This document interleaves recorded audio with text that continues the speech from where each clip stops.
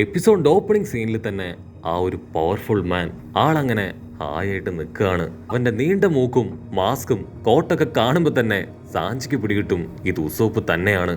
അവന് ഡയറക്റ്റ് ആയിട്ട് ഹെൽപ്പ് ചെയ്യാൻ ഗിൽറ്റി ഫീലാണ്. അതുകൊണ്ടാണ് അവൻ ഇങ്ങനെയൊരു ട്രാൻസ്ഫർമേഷൻ നടത്തിയതെന്ന് സാഞ്ചിക്ക് പിടികിട്ടും. എന്തായാലും കുഴപ്പമില്ല, തൽക്കാലം ഉസോപ്പിന്റെ ഡ്രാമ വിശ്വസിക്കാമെന്ന് പറഞ്ഞ് അവനിപ്പോ ഉസോപ്പിനെ അടുത്തേക്ക് വിളിക്കും. ഇവിടെ ഉസോപ്പ് ആണെങ്കിൽ ഭയങ്കര ഓസ്കാർ ആക്ടിംഗ് ഒക്കെ ഇട്ടുകൊടുക്കും. ഞാനൊരു വലിയ വാരിയറാണ്. എന്റെ അച്ഛനും മുത്തച്ഛന്റെ അച്ഛനും ഒക്കെ തന്നെ വാരിയേഴ്സ് ആയിരുന്നു. എനിക്ക് ഒരുപാട് പവർ ഉണ്ടെന്നൊക്കെ പറഞ്ഞ് അവൻ വമ്പം പോസില് അങ്ങനെ നിൽക്കും. സാഞ്ചിക്കാണെങ്കിൽ ഭ്രാന്ത് പിടിക്കും. എന്റെ അച്ഛനും അമ്മയെ കഴിഞ്ഞ് മോശമാണല്ലോടെ നീ, നമുക്കിപ്പോ സംസാരിച്ചു നിൽക്കാൻ സമയമില്ല, എങ്ങനെയെങ്കിലും റോബിനെ രക്ഷിക്കണം. പക്ഷെ എടുത്തോ പിടിച്ചോ എന്ന് പറഞ്ഞ് ഒന്നും ചെയ്യാൻ കഴിയില്ല. ശരിക്കും ആലോചിച്ച് വേണം ഒരു തീരുമാനത്തിലെത്താനെന്ന് പറഞ്ഞ് അവരിപ്പോ കാര്യമായിട്ട് ആലോചിച്ച് റോബിനെ രക്ഷിക്കാൻ എന്തെങ്കിലും ഒരു പ്ലാൻ ഉണ്ടോ എന്ന് ചിന്തിക്കാൻ ആരംഭിക്കും. സാഞ്ചു പറയും, ഈ ട്രെയിനിൽ ഇനിയും 5 ബോഗികൾ കൂടെ ബാക്കിയുണ്ട്. അതിലേതിലോ ഒന്നിലാണ് നമ്മൾ അന്വേഷിക്കുന്ന റോബിനുള്ളത്. അതെവിടെയാണെന്ന് കറക്റ്റ് ആയിട്ട് കണ്ടുപിടിച്ച് അവിടേക്ക് പോണം. പക്ഷെ അത് കണ്ടുപിടിക്കാനാണ് നമുക്ക് ഏറ്റവും ബുദ്ധിമുട്ട്. സോ നമ്മുടെ മുൻപിൽ ഒരേ ഒരു വഴി എന്താണെന്ന് വെച്ചാ ഓരോ ബോഗിയിലേക്കും കയറി ചെന്ന് അവിടെയുള്ളവരെ തല്ലി തകർക്കണം. അതിനുശേഷം റോബിനെ രക്ഷിക്കണം. അത് മാത്രമാണ് നമുക്ക് ചെയ്യാൻ കഴിയുക. സാഞ്ചി ആണെങ്കിൽ സീരിയസ് ആയിട്ട് ഇതുപോലുള്ള കാര്യങ്ങൾ പറഞ്ഞുകൊണ്ടേയിരിക്കും. പക്ഷെ ഉസോപ്പ് അവൻ വീണ്ടും അവനെ കുറിച്ച് തള്ളി മറിച്ചുകൊണ്ടേയിരിക്കും. പക്ഷെ സാഞ്ചിയും ഫ്രാങ്കിയും അവർ രണ്ടുപേരും അത് മൈൻഡ് പോലും ചെയ്യില്ല. സാഞ്ചിക്ക് ആക്ച്വലി ഫ്രാങ്കിയുടെ യഥാർത്ഥ പവർ അതറിയില്ല. സാഞ്ചി വീണ്ടും പറയും, ഫൈറ്റ് ചെയ്യാൻ ആക്ച്വലി നമുക്ക് ഒരുപാട് ലിമിറ്റേഷൻ ഉണ്ട്. കാരണം നമ്മളിപ്പോൾ ഉള്ളത് ചെറിയൊരു ട്രെയിനിലാണ്. മാത്രമല്ല നമുക്ക് ചുറ്റും വലിയ കടലും. സോ നമ്മൾ വളരെയധികം കെയർഫുൾ ആയിരിക്കണം. ഇങ്ങനെയുള്ള സമയത്ത് മാക്സിമം ഫൈറ്റ് അത് ഒഴിവാക്കി വേണം നമ്മുടെ ഈ ഒരു മിഷൻ അത് കംപ്ലീറ്റ് ചെയ്യാൻ. കട്ട് ചെയ്താ ഇവിടെ നമ്മുടെ ആൾക്കാരുടെ ട്രെയിൻ കാണിക്കും. അവിടെ ആ ഫ്രാങ്കി ടീംസ് ഇപ്പൊ പുതിയ ഡ്രസ്സൊക്കെ ഇട്ട് അങ്ങനെ സ്റ്റൈലായിട്ട് നിൽക്കുകയാണ്. പക്ഷെ പൗളിക്കാണെങ്കിൽ ആ ഡ്രസ് കോഡ് അത് തീരെ ഇഷ്ടാവില്ല. You guys are unbelievable. ഇത്രയും വൃത്തികെട്ട ഡ്രസ്സാണോ നിങ്ങൾക്ക് കിട്ടിയത്? എത്രയും പെട്ടെന്ന് ഈ ഡ്രസ്സ് മാറ്റാൻ പറഞ്ഞ് അവൻ കടന്നലറും. അപ്പൊ അതേസമയം ഇവിടെ ലൂഫിക്കാണെങ്കിൽ വലിയ പോക്കറ്റുള്ള ഒരു ട്രൗസർ കിട്ടും. അവനെ കൊണ്ട് പറ്റും പോലെ ചിക്കനും മീറ്റും സ്വീറ്റ്സും എല്ലാം തന്നെ ആ പോക്കറ്റുകളിൽ കുത്തി താഴ്ത്തും. നാമി അത് കണ്ട് ഇപ്പൊ ലൂഫിയോട് ദേഷ്യപ്പെടാൻ തുടങ്ങും. അതിന് ലൂഫി പറയും, നമ്മള് റോബിനെ രക്ഷിക്കാൻ പോവല്ലേ, ഇടയ്ക്ക് വെച്ച് എനിക്ക് വിശന്ന അപ്പ കഴിക്കാൻ വേണ്ടിയാണ് ഈ ഫുഡ്. ഗ്രാൻഡ്മ ആണെങ്കിൽ അതൊക്കെ കണ്ട് ഇപ്പൊ പൊട്ടിച്ചിരിക്കാൻ തുടങ്ങും.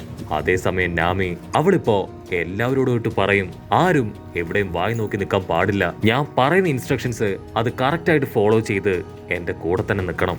നാമി ആണെങ്കിൽ അവളുടെ പുതിയ വെപ്പൻ അത് തൂത്തും തുടച്ചൊക്കെ കയ്യിലെടുക്കും. ആക്ച്വലി അവളുടെ പഴയ വെപ്പൻ അത് ഉസോപ്പാണ് കുറെ ഡയൽസ് ഒക്കെ വെച്ച് ഓൾട്ടർ ചെയ്ത് കൊടുത്തിരിക്കുന്നത്. നാമി പറയും, ഇതെനിക്ക് ഉസോപ്പ് തന്നതാണ്.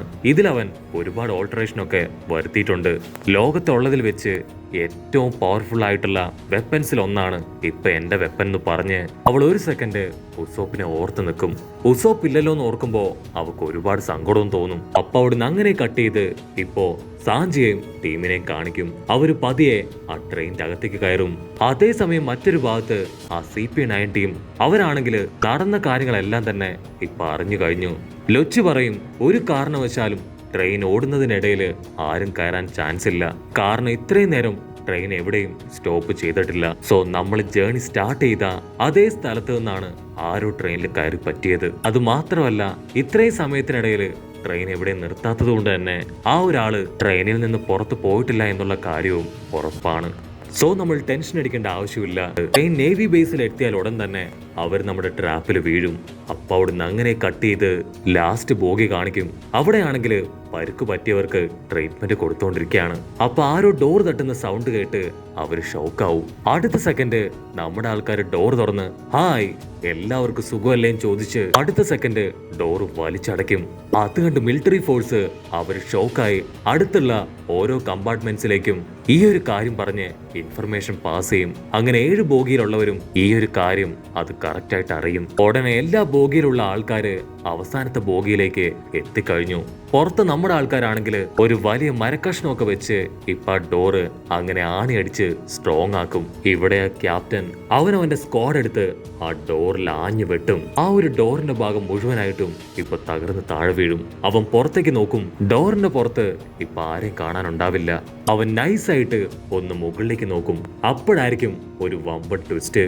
നമ്മുടെ ആൾക്കാര് ആ 7ാമത്തെ ബോഗി അതങ്ങനെ അഴിച്ചുവിടാൻ ശ്രമിക്കുകയാണ്. അത് കണ്ട വില്ലൻ ബോസ് നോ, എല്ലാവരും എത്രയും പെട്ടെന്ന് അടുത്ത കമ്പാർട്ട്മെന്റിലേക്ക് പോ. അവർ ഈ ഒരു കമ്പാർട്ട്മെന്റ് അത് അഴിച്ചുവിടാൻ ശ്രമിക്കുകയാണ്.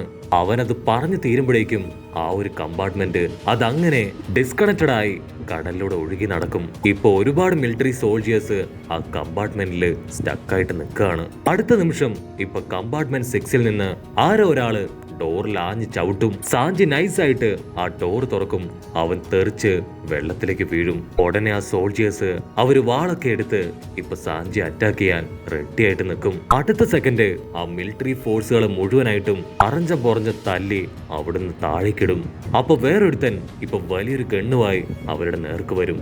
അത് കണ്ട് ഉസോപ്പും സാഞ്ചിയും അവർ ടെൻഷനായിട്ട് അവിടുന്ന് മാറി നിൽക്കും. പക്ഷെ ഫ്രാങ്കിക്കാണെങ്കിൽ അതുകൊണ്ട് യാതൊരു കുലുക്കം ഉണ്ടാവില്ല. അവനങ്ങനെ സ്ലോ മോഷനിൽ നടന്നു വന്ന് നെഞ്ച് നിവർന്നു നിൽക്കും. നിനക്ക് ധൈര്യം ഉണ്ടെങ്കിൽ എന്നെ ഷൂട്ട് ചെയ്യ്. അവൻ അറഞ്ചം പുറഞ്ചം ഇപ്പൊ ഫ്രാങ്കി ഷൂട്ട് ചെയ്യും. പക്ഷെ ഫ്രാങ്കിക്കാണെങ്കിൽ ഒരു പോറല് പോലും ഏൽക്കില്ല. ഫ്രാങ്കി കൂളായിട്ട് ഒരു ചെയർ എടുത്ത് അവന്റെ നേർക്ക് വലിച്ചെറിയും. അവന്റെ കഥ അവിടെ കഴിയും. സാഞ്ചിക്ക് ഒന്നും മനസ്സിലാവാതെ അവൻ വണ്ടറടിച്ച് ഫ്രാങ്കിയെ നോക്കി നിൽക്കും. അപ്പോഴായിരിക്കും ഫ്രാങ്കി പറയാ, എന്റെ ബോഡിയിൽ കൂടുതൽ ഭാഗവും മെറ്റലാണ്, സോ എന്റെ ബോഡിയിൽ ബുള്ളറ്റ്സ് ഒന്നും ഏൽക്കില്ല. അത് കേട്ട് ഉസോപ്പിന് ഇപ്പൊ ഭയങ്കര കൺഫ്യൂഷൻ ആവും. അവനുടനെ ഒരു സൂചി എടുത്ത് ഫ്രാങ്കിയുടെ ബട്ടക്സിൽ ഒരൊറ്റ കുത്ത്. ഫ്രാങ്കി ആണെങ്കിൽ നോ എന്ന് പറഞ്ഞ് അലറിക്കാറും. ഉസോപ്പ് ചോദിക്കും, എന്തു പറ്റി, എന്താ ഉണ്ടായേ, നിന്റെ പുറകിലും മെറ്റൽ പാർട്ട് അല്ലേ? അതിനവൻ ദേഷ്യപ്പെട്ട് പറയും, എന്റെ ബട്ടക്സ് ഒക്കെ ഒറിജിനൽ തന്നെയാണ്, ഫ്രണ്ട് സൈഡിൽ മാത്രമേ മെറ്റൽ പാർട്ട് ഉള്ളൂ എന്ന് പറഞ്ഞ് അവൻ പൊട്ടിക്കരയും. ഫ്രാങ്കി ഇപ്പോ അവന്റെ വയറ് തുറന്നു കാണിക്കും. എന്റെ വയറ് ഭയങ്കര കൂളാണ്, സോ ഇടയ്ക്കിടയ്ക്ക് കോളയൊക്കെ ഞാൻ ഇവിടെ വെച്ച് തണുപ്പിക്കാറുണ്ടെന്ന് പറഞ്ഞ് അവൻ തുറന്നു കാണിക്കും. സാഞ്ചി പറയും, നമ്മൾ വെറുതെ ഇങ്ങനെ സംസാരിച്ചു നിന്നിട്ട് യാതൊരു കാര്യമില്ല. നമ്മൾ 6th കമ്പാർട്ട്മെന്റ് അത് ഓൾറെഡി അഴിച്ചുവിട്ടു. 5th കമ്പാർട്ട്മെന്റിലുള്ളവരെ അടിച്ചു തകർത്തു. അടുത്ത നമ്മുടെ ലക്ഷ്യം അത് 4th കമ്പാർട്ട്മെന്റ് ആണ്. അവരടുത്ത കമ്പാർട്ട്മെന്റിന്റെ ഡോർ തുറന്ന് ഇപ്പൊ അതിലേക്ക് കയറും. അവിടെ ആണെങ്കിൽ ഒരു വെളുത്ത മുടിയുള്ള ഷെഫ്. അവൻ വളരെ ഡിഫറെന്റ് ആയിട്ട് കുക്കൊക്കെ ചെയ്തുകൊണ്ടിരിക്കുകയാണ്. അവൻ നമ്മുടെ ആൾക്കാരോട് ചോദിക്കും, നിങ്ങൾക്ക് എങ്ങനത്തെ ഫുഡാണ് ആവശ്യം? ഏത് ടൈപ്പും ഇവിടെ ഞൊട്ടിയിടയിൽ റെഡിയാണെന്ന് പറഞ്ഞ് അവൻ എന്തൊക്കെയോ കലക്കി കുറുക്കി അവർക്ക് തിന്നാൻ കൊടുക്കും. നമ്മുടെ ആൾക്കാർക്കാണെങ്കിൽ അവൻ ഫുഡ് ഉണ്ടാക്കുന്നത് കാണുമ്പോൾ തന്നെ ഛർദ്ദിക്കാൻ വരും. സാഞ്ചി പറയും, മുൻപ് നിന്ന് മാറി നിൽക്ക്, ഞങ്ങൾക്കിപ്പോ അടുത്ത കമ്പാർട്ട്മെന്റിലേക്ക് പോകണം. അതിന് അവൻ പറയും, നിങ്ങൾക്ക് അവിടേക്ക് പോകണമെങ്കിൽ ആദ്യം നിങ്ങൾ എന്നെ ഫൈറ്റ് ചെയ്ത് തോൽപ്പിക്കണം. അവൻ ഞൊടിയിടയിൽ അവന്റെ ഡ്രസ്സൊക്കെ മാറ്റി ഫൈറ്റ് ചെയ്യാൻ തയ്യാറാവും. അത് കണ്ട് ഫ്രാങ്കി അവനവന്റെ കയ്യിൽ സെറ്റ് ചെയ്തിരുന്ന ആ ഗണ്ണ് അത് വെച്ച് അവനെ ഷൂട്ട് ചെയ്യും. പക്ഷെ എന്താ, സെക്കൻഡുകൾ കൊണ്ട് അവൻ അവിടുന്ന് ഓടി മറയും.